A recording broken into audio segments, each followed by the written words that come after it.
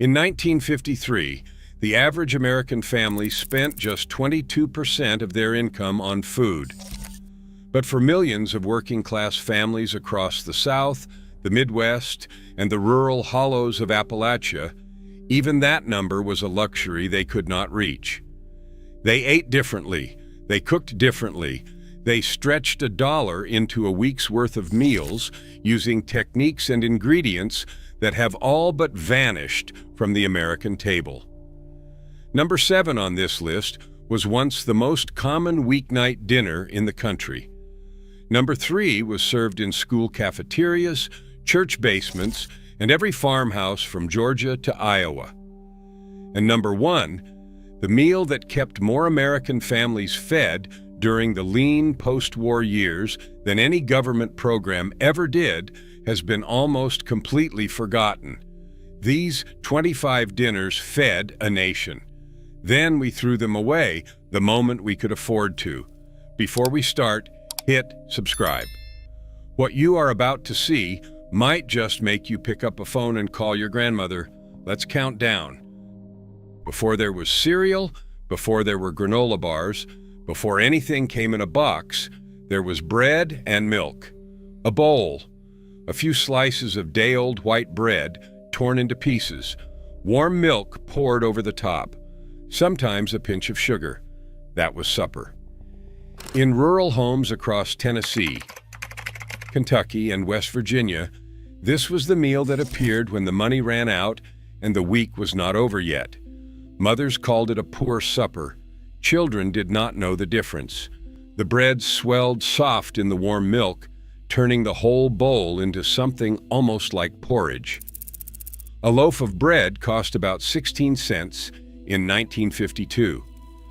A quart of milk was 21 cents. For a family of 6, this was dinner for under 50 cents. No one talks about it now, but in 1,000 old farmhouses, this was the taste of getting through.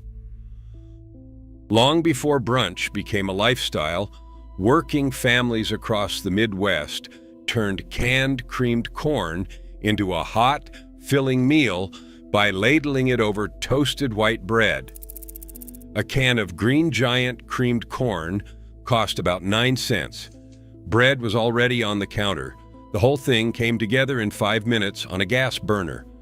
Mothers would heat the corn in a saucepan, season it with salt and a scrape of butter if there was any, and pour it thick and steaming over 2 slices of toast. Children ate it without complaint. It was sweet, warm, and filling enough to get through a cold winter evening. The toast soaked up the creamy corn liquid and turned almost custardy at the bottom. This was Tuesday night in the Midwest. Quick, cheap, and humble. Today it does not even appear in vintage cookbooks.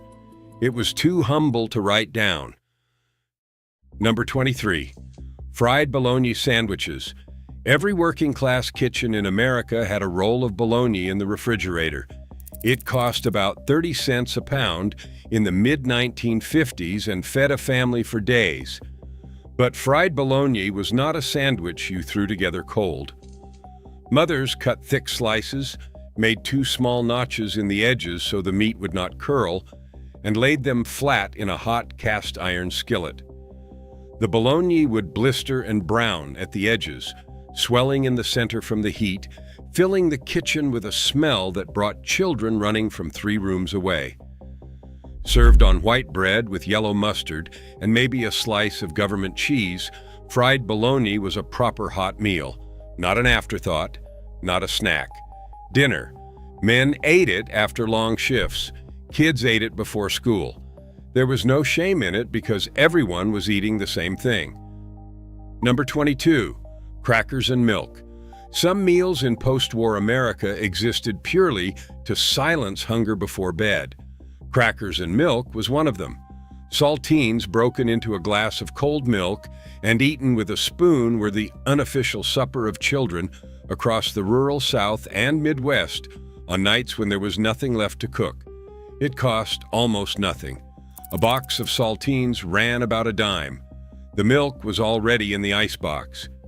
What made it a real thing, a ritual rather than a defeat, was the way mothers served it the same way every time. The crackers went in first, the milk came after. You waited 30 seconds for the crackers to soften just enough to hold their shape. Then you ate fast before they turned to paste. Oral histories from the era speak of this with surprising warmth. It was the last thing before sleep.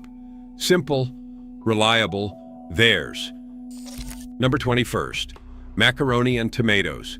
This is not mac and cheese. This is not pasta with marinara sauce. This is something older and more honest than either of those things. Cooked elbow macaroni, drained, tossed back into the pot with a can of whole peeled tomatoes, broken up by hand, salt, pepper, and a knob of bacon grease. That was it. The tomatoes coated the macaroni in an acidic, savory sauce that was nothing like anything from a restaurant. It was brighter, plainer, more filling. A can of tomatoes cost about 12 cents in 1955. A box of macaroni was 9 cents. This fed 4 people with enough left for lunch the next day. Every Southern grandmother made this. Church cookbooks from Georgia to Mississippi listed it without ingredients because everyone already knew. Today's home cooks have replaced it with jarred pasta sauce and never looked back. That's the loss nobody notices. On farms across the rural South and the Ozarks, potato soup was not a starter. It was the meal. Diced potatoes simmered in water with a chunk of salted fatback or salt pork until the potatoes were soft enough to break apart with a spoon, creating their own thick, starchy pitch of broth. Onions went in early. Salt and pepper went in at the end. A splash of canned evaporated milk, if you had it, turned the broth creamy without any butter or cream. Fatback cost about 8 cents a pound. Potatoes came from the root cellar or the garden. This dinner cost almost nothing, and it filled every stomach at the table. The fat from the pork floated in small golden pools across the surface. Children dragged cornbread through the broth until the bowl was clean. Nothing was left. Nothing was ever left. Number 19, wilted lettuce salad with hot bacon dressing. Here is where things get interesting. This dish, which sounds like something a fine dining chef invented, was actually the poor man's solution to limp garden lettuce and leftover bacon grease. Leaf lettuce straight from the garden was placed in a bowl. In the skillet, bacon grease was heated with a splash of apple cider vinegar and a pinch of sugar until it bubbled and spat. Then the hot mixture was poured directly over the raw lettuce. The heat wilted the leaves instantly, the vinegar brightened everything, and the fat created a glossy, rich coating that turned garden greens into something almost elegant. Served alongside cornbread or pinto beans, this was a full meal on a summer evening in Appalachia. The technique is barely mentioned today. It appeared in handwritten community cookbooks from Virginia to Arkansas, passed between neighbors who grew the same gardens and shared the same skillet. This was the besh that made 1 pound of ground beef. Feed a family of 6 without anyone feeling shortchanged. Halved bell peppers, scraped clean, were filled with a mixture of browned ground beef, cooked rice, canned tomatoes, and onion. They were then baked in a dish with a little tomato juice in the bottom to steam them soft.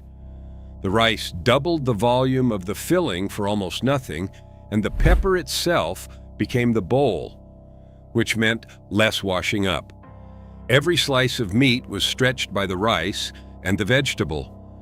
Every forkful had something different happening. Bell peppers cost about 5 cents each at a 1950s roadside market. Ground beef ran about 45 cents a pound.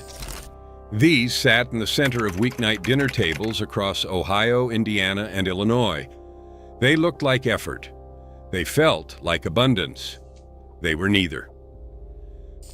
Before tuna became the default pantry protein, canned salmon was the affordable fish that stretched across American working-class kitchens. A tall can of pink salmon cost about 25 cents in 1954. Mothers would drain it, remove the larger bones, mix it with cracker crumbs, egg, onion, and a spoonful of mustard, shape it into patties, and fry them in a skillet until golden on both sides. The outside crisped into a thin, crackling shell. The inside stayed moist and pink and almost creamy.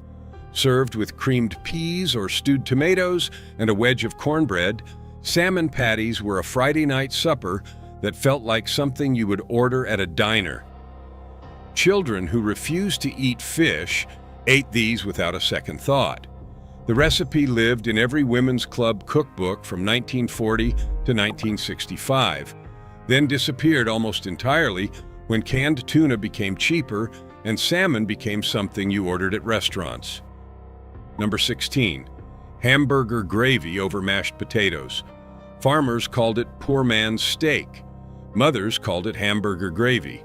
Children just called it supper. Ground beef browned in a cast-iron skillet with diced onion, then a spoonful of flour stirred in to coat the meat, and milk poured over slowly until the whole thing bubbled into a thick, savory white gravy with brown beef throughout. Poured over a mountain of mashed potatoes. That was it. Ground beef cost 43 cents a pound in 1956. A 5-pound bag of potatoes was 29 cents. This fed 6 people for under $1. The gravy soaked into the potatoes so that every bite carried both. It was heavy, filling, and deeply satisfying in the way that only food made of starch and fat can be. This appeared on dinner tables from Montana ranch kitchens to Detroit tenement apartments. It has no elegant name. It needed none. Number 15. Salt pork and beans. First pattern break. Here is a meal that built the American working class and then got erased from it. Salt pork, a piece of heavily cured fatback about the size of a fist, went into a pot of dried navy beans soaked overnight. The pot then simmered for 3 to 4 hours until the beans turned soft and the broth became silky with rendered fat and pork flavor. A pound of dried navy beans cost about a dime. Salt pork was 12 cents a pound. This pot fed a family of 8 for 2 days. The beans absorbed the salt, the fat, and the deep-cured pork flavor until they tasted like something far more expensive than what they were. Served with cornbread for sopping and sliced raw onion on the side. Every farm kitchen in the South and Midwest kept a crock of salt pork in the cellar. This was the meal that got people through hard winters, bad harvests, and weeks when the paycheck did not stretch. Today it is gone from the American table almost entirely, replaced by canned beans and jarred sauces. Nobody talks about what we lost when we stopped making it. Number 14. Chicken and dumplings. In the Depression, a hen too old to lay was too valuable to waste. By the 1950s, stewing hens were still the cheapest chicken you could buy, about 15 cents a pound compared to 35 cents for a fryer. Mothers simmered them for 2 hours until the meat fell from the bone and the broth turned golden and rich. Then the dumplings went in. Not the rolled, flat southern kind, the dropped kind.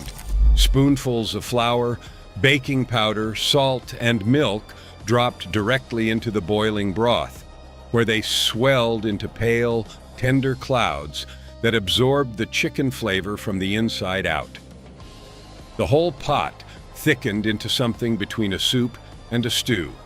It was the meal that appeared when someone was sick, when a neighbor had a death in the family, when the weather turned cold and nothing else would do.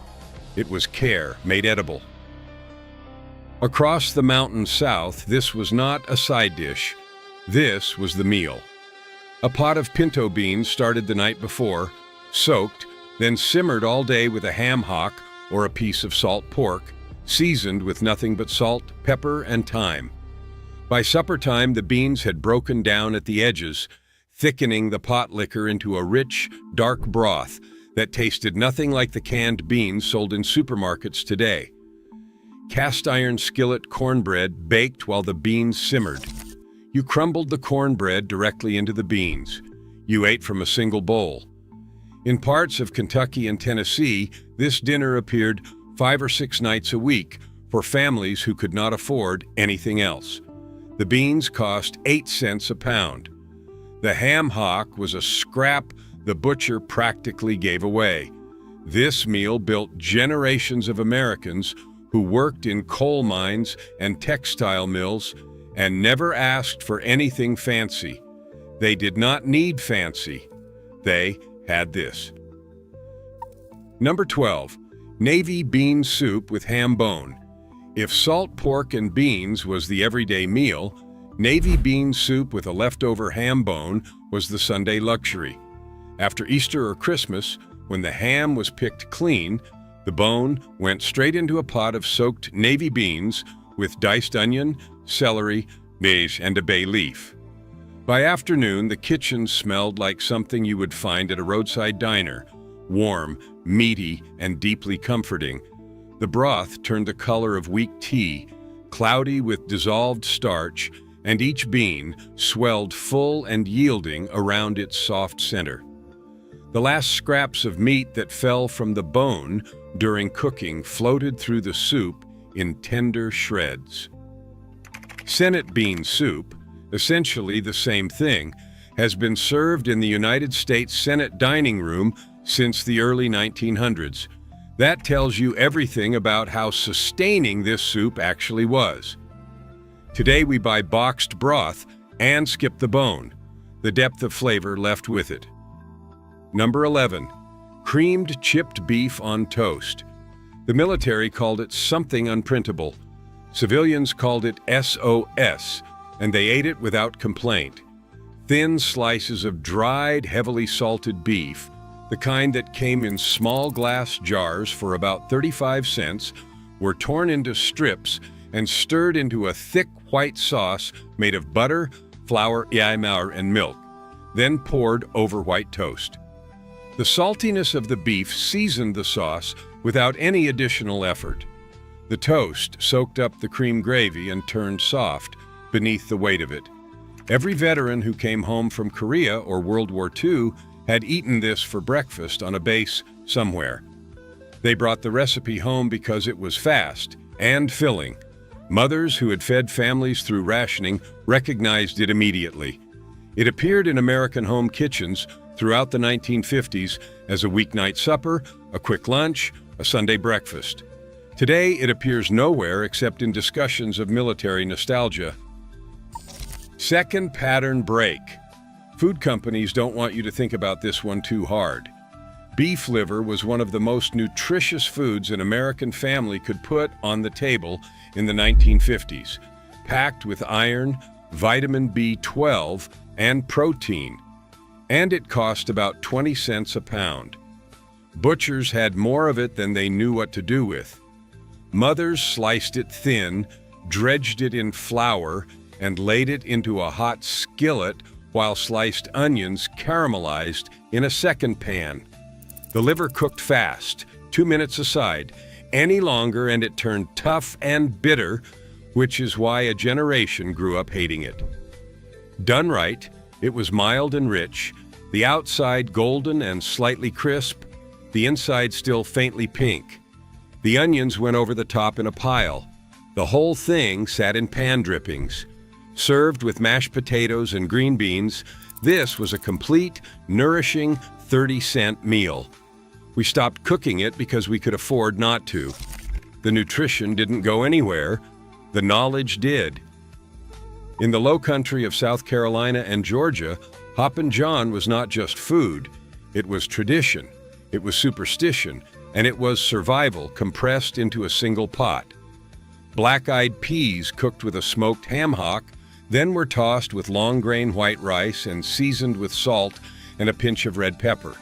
The rice absorbed the smoky, earthy broth from the peas, and the peas swelled until they split at their centers. The whole pot tasted of the South in a way that is almost impossible to describe to someone who did not grow up eating it. Eaten on New Year's Day, it brought good luck. Eaten on a Tuesday in February because there was nothing else, it brought dinner. Black-eyed peas cost 7 cents a pound in 1954. Rice was a pantry staple. This pot fed a large family for next to nothing and left them full. Today, Hoppin' John appears on restaurant menus as a Southern specialty. In the 1950s, it was what poor families in the Carolinas ate to stay alive. Number 8, scrapple. This is the one that makes people flinch. Scrapple is what Pennsylvania Dutch farmers made when they slaughtered a hog in November and could not afford to waste a single piece. Scraps of pork, the trimmings, the organ meat, the head meat, meat simmered in water until the meat fell apart, then mixed with cornmeal and buckwheat flour and seasoned with sage, thyme, and black pepper, poured into loaf pans and allowed to set firm overnight. The next morning, the loaf was sliced a 1/4 inch thick and fried in a skillet until each side turned deep, mahogany and crisp. It was served alongside fried eggs with a drizzle of maple syrup or a spoonful of apple butter. In Lancaster County and the Delaware Valley, this was the breakfast that launched working men into fields and factories.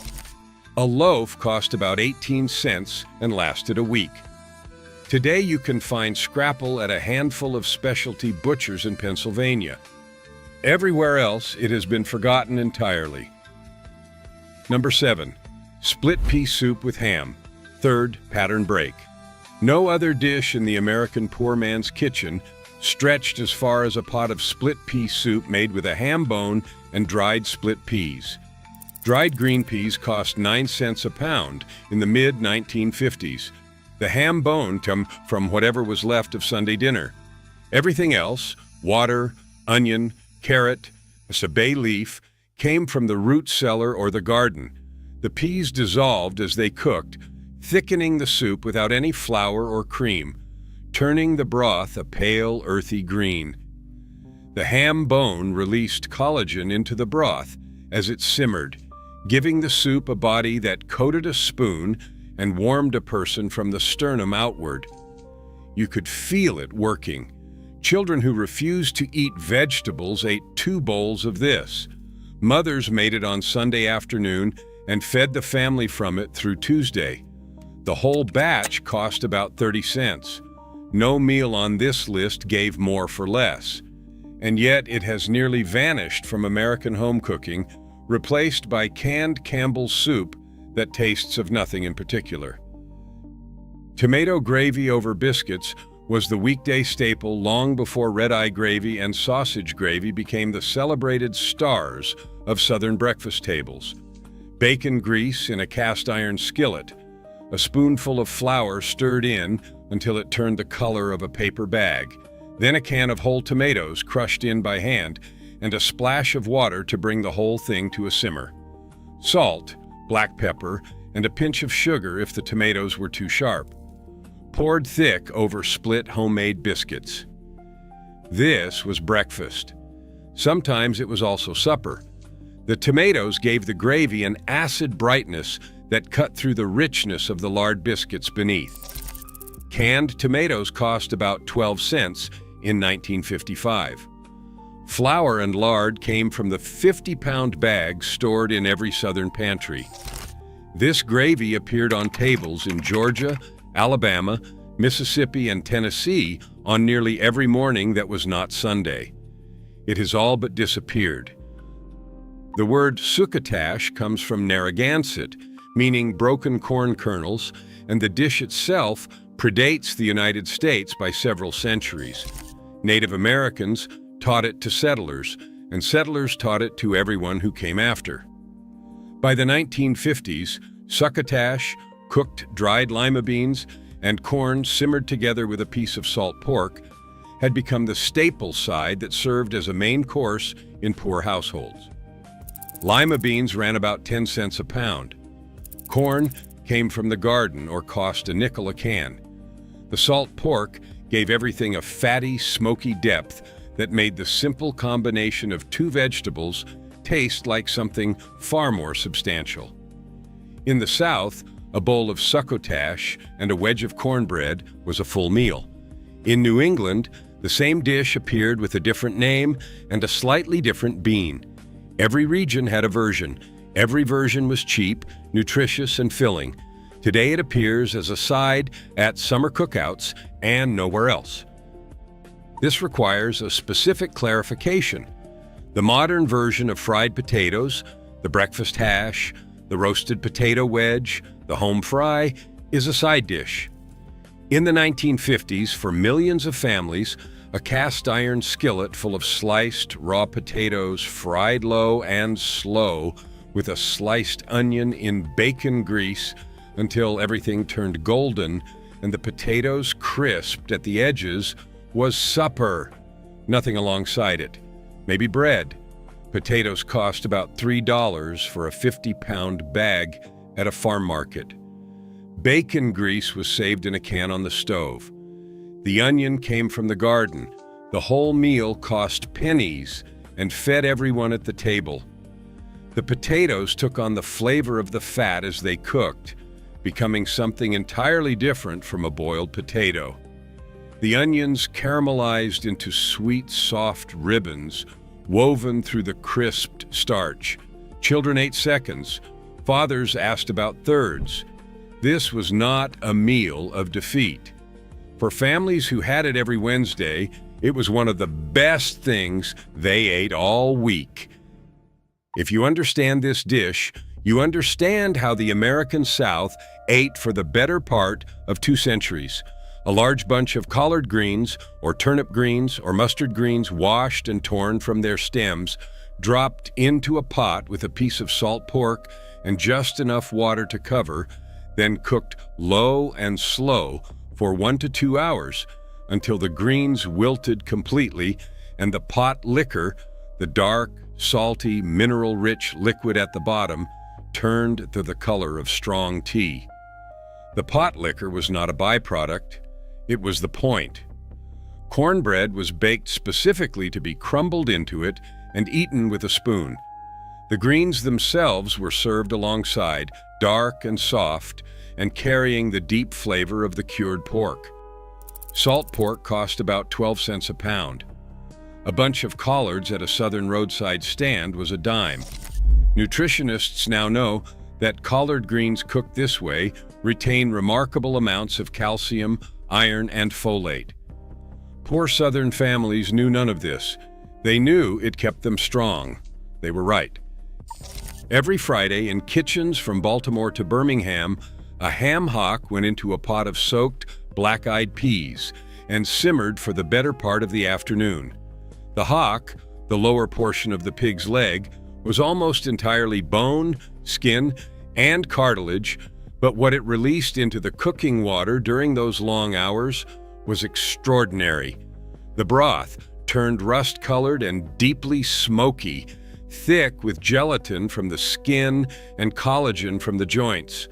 The peas drank it in. By the time supper was ready, the liquid was as satisfying as any stock you could make, with 5 times the ingredients and twice the effort.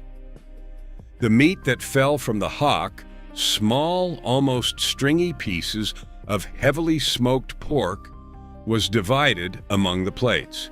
Ham hocks sold for about 15 cents each in the 1950s. 2 fed a family comfortably.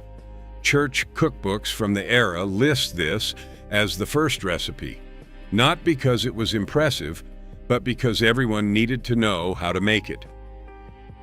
At the top of this list is something so plain, so unglamorous, so thoroughly stripped of everything modern food culture values that naming it almost feels like a disappointment. Bean soup. Not a specific regional version, not a named variety with a memorable story attached. Just dried beans, whatever kind was in the pantry, simmered in water with an onion, a bay leaf, and whatever scrap of cured pork was available. cooked until the beans broke down and thickened the water into something that could sustain human life through a long winter on almost nothing. This is the meal that appears in every American oral history of poverty from the Great Depression through the post-war years. In Appalachian mining communities, in Dust Bowl farm towns, in urban tenements from Chicago to Cleveland, in the sharecropper shacks of the Mississippi Delta, bean soup was what kept families alive when everything else ran out. A pound of dried beans cost 8 to 10 cents throughout the 1950s. It fed 6 people for 2 days. Nothing in the American kitchen has ever done more for less. And nothing has been more thoroughly erased by the convenience economy that replaced it. We traded this meal and everything it represented for canned soup, frozen dinners, and the comfortable amnesia of a full supermarket. The families who made it did not have that choice. They made it because they had to, and they made it well, and they fed their children, and those children grew up and forgot it existed. This is the meal we should remember most. Here's the challenge. Make one of these this week. The salmon patties, the hamburger gravy, the tomato gravy over biscuits. Make something your grandparents made without a second thought. Then come back and tell me if it was as bad as you thought it would be. Because I made the pinto beans and cornbread, and I haven't bought canned soup since. These weren't consolation meals. They were the real thing. Drop the one you are going to try in the comments. I want to know if the fried potatoes get more love than the split pea soup. Because these weren't just dinners, they were a way of life we were sold out of.